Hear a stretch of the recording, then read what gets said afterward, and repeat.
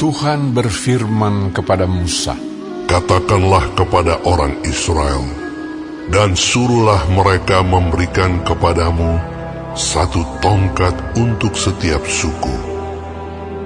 Semua pemimpin mereka harus memberikannya, suku demi suku. Seluruhnya 12 tongkat. Lalu tuliskanlah nama setiap pemimpin pada tongkatnya. Pada tongkat Lewi harus kau tuliskan nama Harun. Bagi setiap kepala suku harus ada 1 tongkat. Kemudian haruslah kau letakkan semuanya itu di dalam kemah pertemuan di hadapan tabut hukum, tempat aku biasa bertemu dengan kamu. Dan orang yang kupilih, tongkat orang itulah akan bertunas. Demikianlah aku hendak meredakan sungut-sungut yang diucapkan mereka kepada kamu, sehingga tidak usah kudengar lagi." Setelah Musa berbicara kepada orang Israel, maka semua pemimpin mereka memberikan kepadanya 1 tongkat dari setiap pemimpin, menurut suku-suku mereka, 12 tongkat, dan tongkat Harun ada di antara tongkat-tongkat itu. Musa meletakkan tongkat-tongkat itu di hadapan Tuhan dalam kemah hukum Allah. Ketika Musa keesokan harinya masuk ke dalam kemah hukum itu, maka tampaklah tongkat Harun dari keturunan Lewi telah bertunas, mengeluarkan kuntum, mengembangkan bunga, dan berbuahkan buah badam. Kemudian Musa membawa semua tongkat itu keluar dari hadapan Tuhan kepada seluruh orang Israel. Mereka melihatnya, lalu mengambil tongkatnya masing-masing. Tuhan berfirman kepada Musa, "Kembalikanlah tongkat Harun ke hadapan tabut hukum untuk disimpan menjadi tanda bagi orang-orang durhaka, sehingga engkau mengakhiri sungut-sungut mereka dan tidak kudengar lagi, supaya mereka jangan mati." Dan Musa berbuat demikian, seperti yang diperintahkan Tuhan kepadanya, demikianlah diperbuatnya. Tetapi orang Israel berkata kepada Musa, "Sesungguhnya kami akan mati, kami akan binasa, kami semuanya akan binasa. Siapapun juga yang mendekat ke kemah suci Tuhan, niscayalah ia akan mati. Haruskah kami habis binasa?"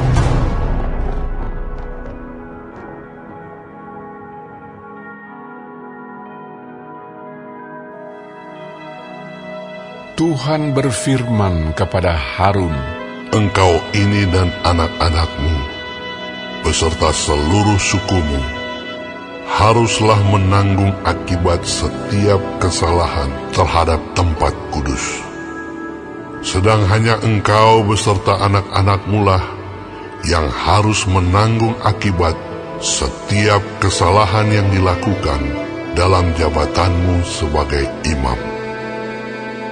Suruhlah juga saudara-saudaramu, suku Lewi, suku bapa leluhurmu, mendekat bersama-sama dengan engkau, supaya mereka menggabungkan diri kepadamu dan melayani engkau. Apabila engkau ini beserta anak-anakmu ada di depan kemah hukum, mereka harus melakukan kewajiban mereka kepadamu dan kewajiban mereka mengenai kemah seluruhnya.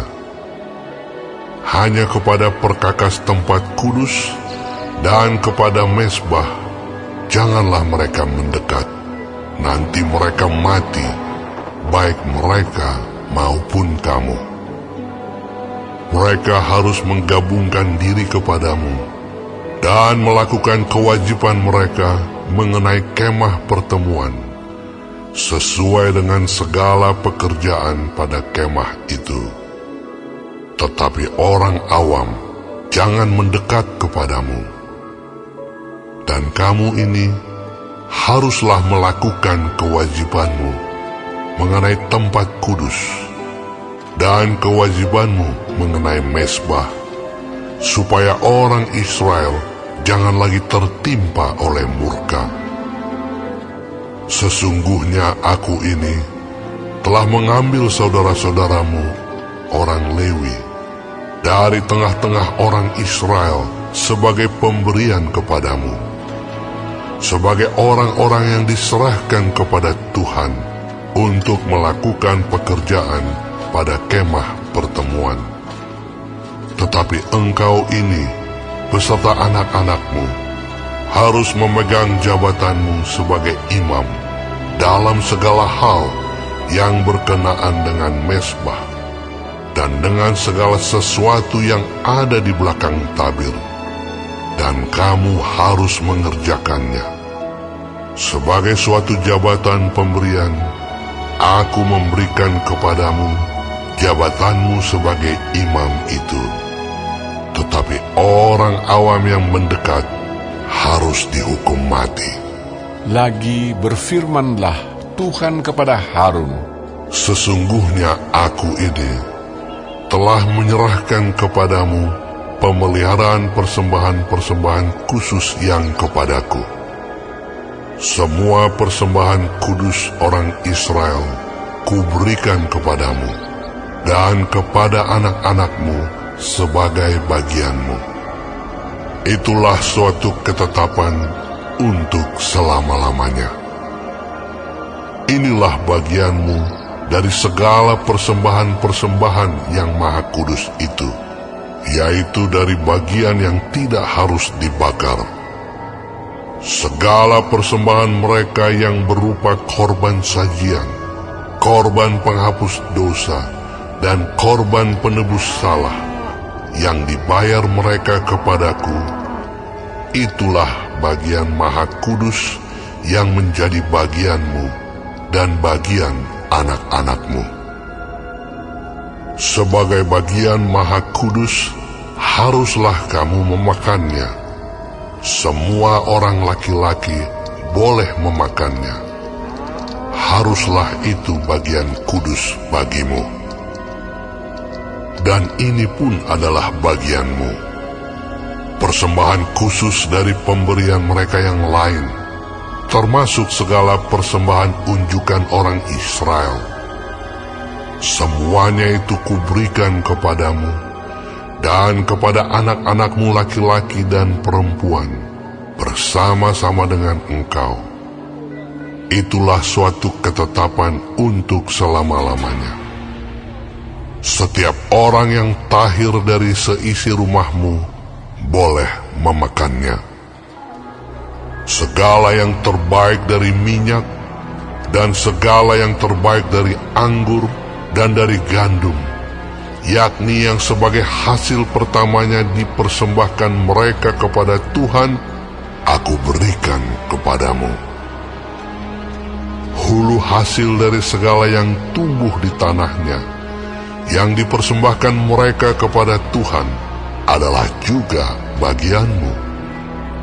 Setiap orang yang tahir dari seisi rumahmu boleh memakannya.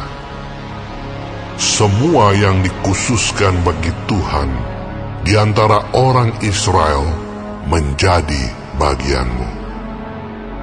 Semua yang terdahulu lahir dari kandungan segala yang hidup, yang dipersembahkan mereka kepada Tuhan, baik dari manusia maupun dari binatang, adalah bagianmu. Hanya haruslah kamu menebus anak sulung manusia, juga anak sulung binatang yang najis haruslah kamu tebus. Mengenai uang tebusannya, dari sejak berumur 1 bulan, haruslah kau tebus menurut nilainya, yakni 5 sikal perak, ditimbang menurut sikal kudus. Sikal ini 20 kera beratnya.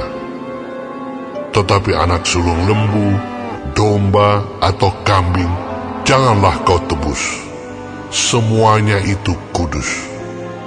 Darahnya haruslah kau siramkan pada mezbah, dan lemaknya kau bakar sebagai korban api-apian, menjadi bau yang menyenangkan bagi Tuhan. Tetapi dagingnya adalah bagianmu, sama seperti dada persembahan dan paha kanan. Segala persembahan khusus, yakni persembahan kudus yang dipersembahkan orang Israel kepada Tuhan, aku berikan kepadamu dan kepada anak-anakmu laki-laki dan perempuan bersama-sama dengan engkau. Itulah suatu ketetapan untuk selama-lamanya. Itulah suatu perjanjian garam untuk selama-lamanya di hadapan Tuhan bagimu serta bagi keturunanmu. Tuhan berfirman kepada Harun, Di negeri mereka engkau tidak akan mendapat milik pusaka, dan tidak akan beroleh bagian di tengah-tengah mereka. Akulah bagianmu dan milik pusakamu di tengah-tengah orang Israel. Mengenai Bani Lewi, sesungguhnya aku berikan kepada mereka segala persembahan persepuluhan di antara orang Israel sebagai milik pusakanya, untuk membalas pekerjaan yang dilakukan mereka, pekerjaan pada kemah pertemuan. Maka janganlah lagi orang Israel mendekat kepada kemah pertemuan, sehingga mereka mendatangkan dosa kepada dirinya lalu mati. Tetapi orang Lewi, merekalah yang harus melakukan pekerjaan pada kemah pertemuan, dan mereka harus menanggung akibat kesalahan mereka. Itulah suatu ketetapan untuk selama-lamanya bagimu turun-temurun. Mereka tidak akan mendapat milik pusaka di tengah-tengah orang Israel, sebab persembahan persepuluhan yang dipersembahkan orang Israel kepada Tuhan sebagai persembahan khusus, kuberikan kepada orang Lewi sebagai milik pusakanya. Itulah sebabnya aku telah berfirman tentang mereka. Mereka tidak akan mendapat milik pusaka di tengah-tengah orang Israel. Tuhan berfirman kepada Musa, Lagi haruslah engkau berbicara kepada orang Lewi dan berkata kepada mereka, apabila kamu menerima dari pihak orang Israel persembahan persepuluhan yang kuberikan kepadamu dari pihak mereka sebagai milik pusakamu, maka haruslah kamu mempersembahkan sebagian daripadanya sebagai persembahan khusus kepada Tuhan, yakni persembahan persepuluhanmu dari persembahan persepuluhan itu. Dan persembahan itu akan diperhitungkan sebagai persembahan khususmu, sama seperti gandum dari tempat pengirikan, dan sama seperti hasil dari tempat pemerasan anggur.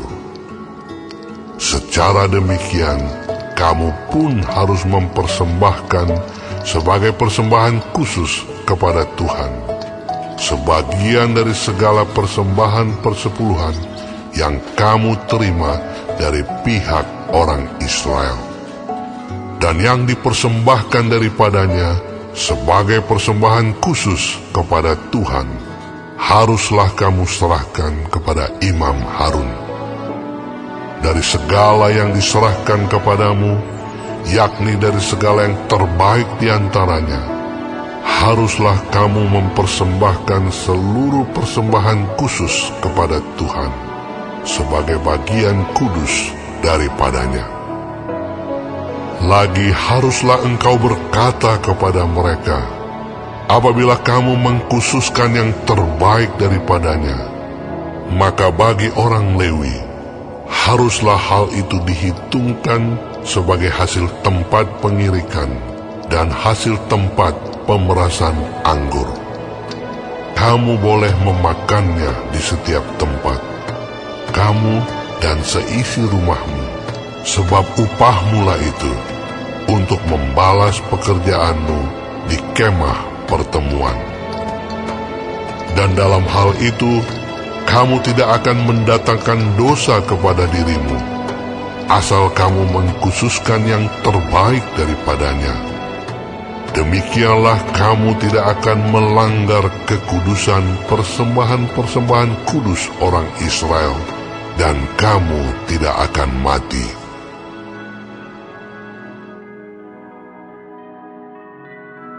Mazmur Daud.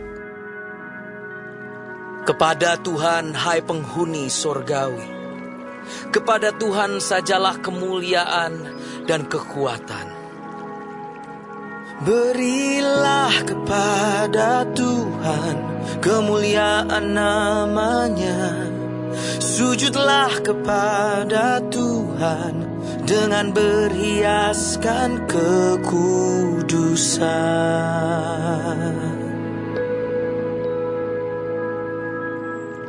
Suara Tuhan di atas air, Allah yang mulia mengguntur. Tuhan di atas air yang besar. Suara Tuhan penuh kekuatan. Suara Tuhan penuh semarak. Suara Tuhan mematahkan pohon aras. Bahkan Tuhan menumbangkan pohon aras Libanon. Ia membuat gunung Libanon melompat-lompat seperti anak lembu, dan gunung Sirion seperti anak banteng. Suara Tuhan menyemburkan nyala api. Suara Tuhan membuat padang gurun gemetar. Tuhan membuat padang gurun Kadesh gemetar. Suara Tuhan membuat beranak rusa betina yang mengandung. Bahkan hutan digundulinya.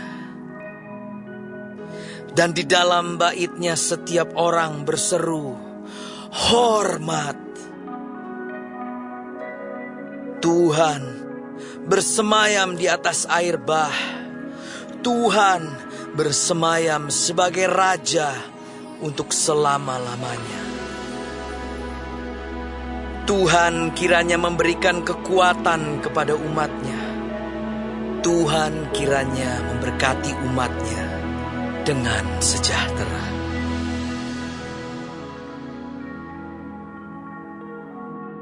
Pada suatu kali, Yesus mulai pula mengajar di tepi danau.